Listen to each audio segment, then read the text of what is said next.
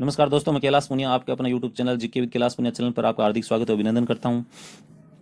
आइए आज हम एक ऐसे टॉपिक के बारे में चर्चा करने जा रहे हैं जिससे लगभग सभी परीक्षाओं में प्रश्न आते हैं, चाहे वो स्टेट लेवल की हो चाहे सेंट्रल लेवल की हो। तो चलिए चलते हैं, आज हम भारत के संविधान की विशेषताओं के बारे में चर्चा करते हैं। भारतीय संविधान विश्व का सबसे बड़ा संविधान है। भारतीय संविधान एक भारतीय राज्य व्यवस्था का खूबसूरत दस्तावेज कह सकते हैं। भारतीय संविधान लिखित एवं विस्तृत संविधान है, तो इस हिसाब से अमेरिका संविधान के समतुल्य है। यानी अमेरिका संविधान भी लिखित है, निर्मित है, तो ये अमेरिका के संविधान के समतुल्य है, ऐसा हम कह सकते हैं। तो भारतीय संविधान में क्या क्या दिया गया है उसके बारे में चर्चा करते हैं। कितना उसको बनाने में समय लगा, क्या क्या उसकी विशेषताएं हैं जो उसको अन्य देशों के संविधानों से अलग बनाती हैं। भारतीय संविधान में 395 अनुच्छेद, 22 भाग और 8 अनुसूचियां थी, लेकिन वर्तमान में 465 अनुच्छेद हो गए हैं। वैसे संख्या में तो 395 ही हैं, लेकिन उनके सब क्लोज बढ़ा दिए हैं। 25 भाग और 12 अनुसूचियां हैं। विश्व में किसी भी देश का इतना विस्तृत संविधान नहीं है। भारतीय संविधान विश्व का सबसे बड़ा लिखित और निर्मित संविधान है।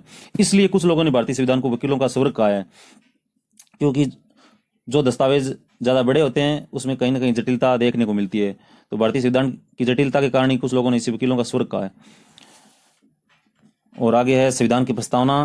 भारतीय संविधान का प्रारंभ एक उत्कृष्ट प्रस्तावना से होता है, जिसमें जनता की भावनाएं और आकांक्षाएं। भारतीय संविधान की प्रस्तावना भारतीय संविधान को अन्य देशों के संविधान से अलग बनाती है। भारत की संप्रभुता किसी विदेशी सत्ता में नहीं है, तो भारत की जनता में निर्मित है। यदि भारत आजादी के बाद भी राष्ट्रमंडल और संयुक्त राष्ट्र संघ का एक सदस्य है, लेकिन उसकी सदस्यता अपनी इच्छा अनुसार है। यानी भारत किसी विदेशी प्रभु सत्ता के अधीन नहीं है। अगली विशेषता, लोकतंत्रात्मक गणराज्य।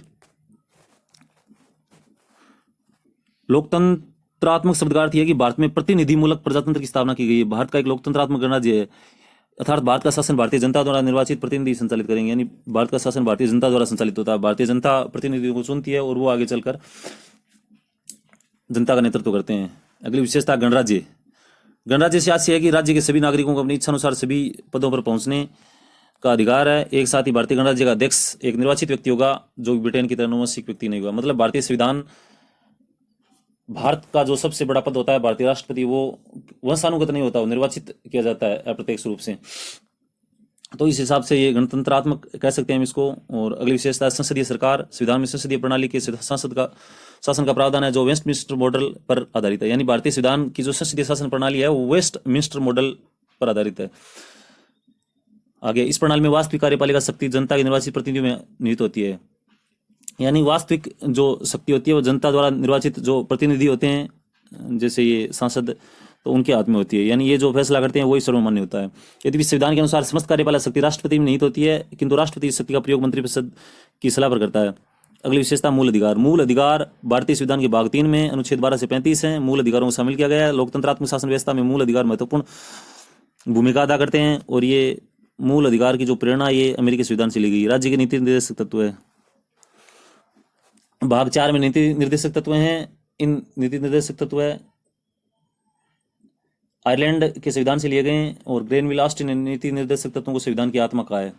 इसके बाद एकीकृत व स्वतंत्र न्यायपालिका। भारतीय न्यायपालिका एकीकृत व स्वतंत्र है।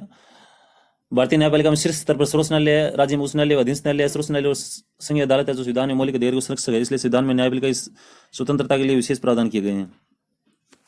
और न्यायपालिका जो कि पूर्णतः स्वतंत्र है, और ये सरकार का तीसरा अंग भी कहा जाता है। संसदीय सर्वोच्चता और न्यायिक सर्वोच्चता का समन्वय। भारत में कोई एक संप्रभु संस्था नहीं है। संसदीय व्यवस्था और न्यायिक सर्वोच्चता में समन्वय है।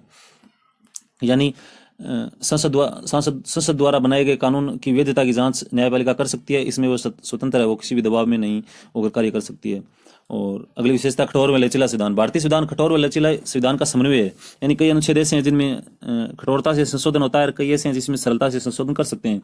तो संशोधन मोटा मोटी 3 प्रकार से होता है।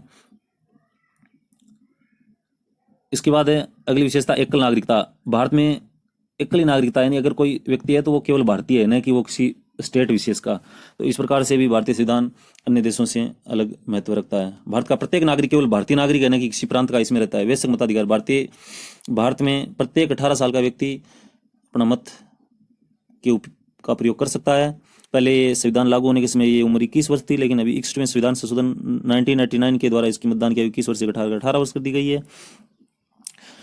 ये भारतीय संविधान के मूल्य हैं जिन पे बेस्ड है भारतीय संविधान। ये लोकतंत्रात्मक, पथनिरपेक्ष, समाजवादी, संप्रभुता, भ्रातृत्व, समानता, स्वतंत्रता, वैश्विक मताधिकार लोकतंत्र को विस्तृत आधार तो प्रदान करता है, साथ ही आम नागरिकों के स्वाभिमान में भी वृद्धि करता है एवं समानता के सिद्धांत को लागू करता है। केंद्रानुमुख संविधान, भारतीय संविधान केंद्रानुमुख संविधान है, यानी राज्यों को शक्ति कम दी गई है, केंद्र को शक्ति ज्यादा दी गई है। यानी मोटा मोटी जो महत्वपूर्ण शक्तियां हैं वो केंद्र को सौंपी गई हैं, और आपातकाल और विशेष परिस्थिति में जो सारी शक्तियां वो केंद्र के पास रहती हैं। अगली विशेषता है पंथ निरपेक्ष राज्य है। भारतीय संविधान की एक विशेषता है कि ये पंथ निरपेक्ष है, ये किसी धर्म विशेष को सपोर्ट नहीं करता, जबकि सभी धर्मों को बराबर मानता है। भारतीय संविधान में सभी नागरिकों को धर्म, विश्वास और उपासना की स्वतंत्रता दी गई, किंतु अन्य स्वतंत्रताओं की तरह धार्मिक स्वतंत्रता भी सार्वजनिक व्यवस्था, सदाचार और स्वास्थ्य बनाए रखने के लिए युक्ति संग रोक लगाई जा सकती है। यानी धार्मिक रूप से वैसे तो स्वतंत्र है, लेकिन वो किसी दूसरे व्यक्तियों के जो अधिकार है उनका हनन नहीं कर सकता। यानी सार्वजनिक व्यवस्था बनी रहनी चाहिए, धार्मिक उन्माद नहीं फैलना चाहिए। समाजवादी राज्य है, तो भारतीय संविधान की विशेषता समाजवादी राज्य है, जिसमें आर्थिक न्याय, प्रतिष्ठा, अवसर की क्षमता शामिल है। आइए चलते हैं हम संविधान की प्रकृति के बारे में आगे। भारतीय संविधान की प्रकृति संघात्मक है, ये एकात्मक इसे लेकर विद्वानों में मतभेद रहा है, कुछ विद्वानों ने इसे संघात माना है। तो मोटा मोटी ये भारतीय विद्वानों में ये एकात्मक और संघात्मक तत्वों का सम्मिश्रण भारतीय संविधान में देखने को मिलता है। एस.आर. बंबोई बनाम भारत संघ मामले में जो 1994 में उस समय मत था कि भारतीय संविधान एक परिसंघात्मक संविधान है।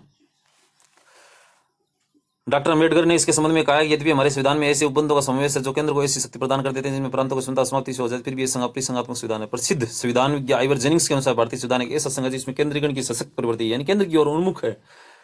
प्रोफेसर केसी वेयर ने इसे अर्धसंघीय संविधान कहा है। भारतीय संविधान को प्रोफेसर केसी वेयर ने अर्धसंघीय संविधान कहा है, और दुर्गादास बसु ने इसे विशुद्ध रूप से परिसंघीय और नहीं शुद्ध रूप से एकात्मक बल्कि दोनों का संयोजन है। राजमन्नार समिति 1971 और सरकारी आयोग 1983 ने भी भारतीय संविधान को परिसंघीय बताया है। यानी परिसंघीय मतलब संघात्मक होते हुए भी एकात्मकता का लक्षण। भारतीय संविधान में एकात्मक लक्षण ये दिए गए हैं। इनको पढ़ने से देखने से लगता है कि भारतीय संविधान एकात्मक है। इसके बाद हम विभिन्न जो भारतीय संविधान जब बना गया था तो उसमें अन्य देशों से संविधान के बारे में मोटा मोटी जो प्रावधान हैं, जो अन्य देशों की जो महत्वपूर्ण और भारत की के अनुकूल जो बातें थी उनको लिया गया है। मुख्य रूप से तो भारत शासन अधिनियम 1935 से ही भारतीय संविधान को उठाया गया है। बाकी इसके अलावा अन्य जो विशेषता वो भी हैं, जिसमें जापान से विधि द्वारा स्थापित प्रक्रिया ली गई है, जर्मनी से आपातकालीन उपबंध लिया गया है। तो एक बार दोबारा दोहराते हैं हम, जापान से विधि द्वारा स्थापित प्रक्रिया ली गई है, जर्मनी से आपातकालीन उपबंध लिया गया है, रूस से मूल कर्तव्य और प्रस्तावना में न्यायिक आदर्श हैं और रूस से लिए गए हैं। मूल कर्तव्य और प्रस्तावना में न्यायिक आदर्श रूस से लिए गए हैं। अब अमेरिकी संविधान की चर्चा करते हैं तो अमेरिका संविधान से प्रस्तावना के शब्द हम भारत के लोग लिया गया है, मूल अधिकार लिया गया है, स्वतंत्रता न्यायपालिका लिया गया है, न्यायिक पुनरावलोकन लिया गया है, सर्वोच्च न्यायालय उच्च न्यायालय के न्यायाधीशों को पद से हटाए जाने की प्रक्रिया ली गई है, राष्ट्रपति पर महाभियोग लिया गया है, लोकजन याचिका ली गई है, न्यायिक पुनरावलोकन प्रणाली ली गई है, उपराष्ट्रपति का पद लिया गया है। तो ये सारे क्या अमेरिकी संविधान से लिए गए हैं। और ब्रिटेन के संविधान से विधि का शासन, ब्रिटेन से संविधान से लिया, संसदीय शासन प्रणाली ली गई है, एकल नागरिकता ली गई है, द्विसदनीय व्यवस्था ली गई, विधि निर्माण की प्रक्रिया ली गई, सर्वजनिक मत के आधार पर चुनाव जीत का निर्णय लिया गया, विधायिका में अध्यक्ष पद की भूमिका ली गई, संसदीय विशेषाधिकार लिए गए। इसके बाद दक्षिण अफ्रीका से क्या लिया गया देखते हैं। संविधान संशोधन की प्रक्रिया दक्षिण अफ्रीका से ली गई है। राज्यसभा के सदस्यों का निर्वाचन दक्षिण अफ्रीका से लिया गया है। कनाडा का संविधान, कनाडा के संविधान से सशक्त केंद्र के साथ संघीय व्यवस्था है, जो संघीय व्यवस्था का जो लक्षण है भारतीय संविधान में वो कनाडा के संविधान से लिया गया है। शक्तियों का वितरण, अवशिष्ट शक्तियों का केंद्र में निहित, ये भी कनाडा से लिया गया है। राज्य में राज्यपाल के केंद्र द्वारा नियुक्ति भी कनाडा से ली गई है। उच्चतम न्यायालय द्वारा परामर्श न्याय निर्णय भी कनाडा से लिया गया है। और संघात्मक विशेषता भी कनाडा से ली गई है। मोटा मोटी संघात्मक विशेषता है वो कनाडा से ली गई है, ये पूछा जा सकता है आपसे परीक्षा में। ऑस्ट्रेलिया के संविधान से समवर्ती सूची, व्यापार, वाणिज्य एवं समागम की स्वतंत्रता संबंधी प्रावधान ऑस्ट्रेलिया के संविधान से लिए गए हैं।